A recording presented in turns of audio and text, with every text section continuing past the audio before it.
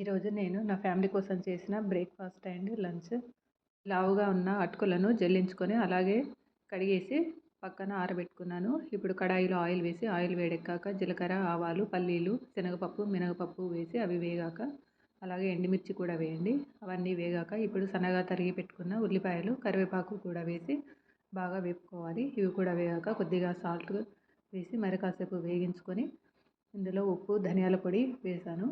ఇవి కూడా వేగాక అందులో అల్లం వెల్లుల్లి పేస్ట్ వేసి ఇది కూడా పచ్చివాసన పోయే వరకు వేపుకొని కొద్దిగా పసుపు వేసి కడిగి పెట్టుకున్న అటుకులను కూడా ఇందులో వేసేసి బాగా మిక్స్ చేయాలి. ఇప్పుడు తురిమిన క్యారెట్ని కూడా వేసేస్తున్నాను. క్యారెట్ పీసెస్ కాకుండా ఇలా తురిమి వేయండి. పిల్లలు ఏరి పక్కన పెట్టకుండా ఈజీగా తినేస్తారు. ఇప్పుడు ఇందులో చాట్ మసాలా వేసి కొద్దిగా వాటర్ చిలకరించి బాగా మిక్స్ చేసి మూత పెట్టేసేయండి. పోహా రెడీ అయిపోయింది.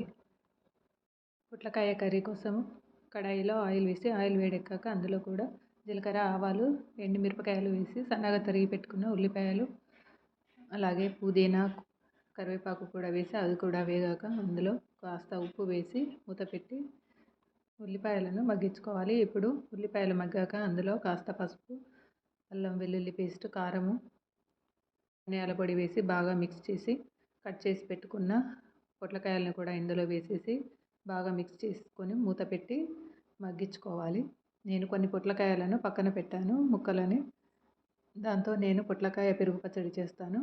ఇప్పుడు కడాయిలో ఆయిల్ వేసి ఆయిల్ వేడెక్కాక ఇందులో కూడా జీలకర్ర, ఆవాలు, ఎండుమిరపకాయలు వేసి అవి వేగాక కరివేపాకు కూడా కట్ చేసి పెట్టుకున్న ఉల్లిపాయలను అలాగే పొట్లకాయలను కూడా వేసి కొద్దిగా సాల్ట్ వేసి ఇప్పుడు పొట్లకాయలు ఉడికే వరకు మూత పెట్టి ఉడికించుకోవాలి.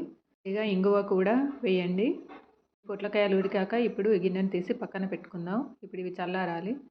ఈలోపు మనం పొట్లకాయ కర్రీలో కొంచెం వాటరు అలాగే కొద్దిగా నువ్వుల పొడి వేసి మళ్ళీ మూత పెట్టి కొద్దిసేపు ఉడికించుకుందాము. పెరుగు పచ్చడి కోసము ఒక గిన్నెలో పెరుగు తీసుకొని అందులో కొద్దిగా ఆవాల పొడి, సొంటి పొడి వేసి చల్లారిన పొట్లకాయలను కూడా వేసేసి కొద్దిగా వాటర్ పోసి బాగా మిక్స్ చేసి పొట్లకాయ పచ్చడి రెడీ అయిపోయిందండి. పొట్లకాయ కర్రీ కూడా రెడీ అయిపోయింది. పొట్లకాయలు కాస్త ముదిరిపోయి ఉన్నాయి, అందుకే వాటర్ పట్టాయి. లేదంటే అసలు వాటర్ పోయాల్సిన అవసరమే ఉండదు.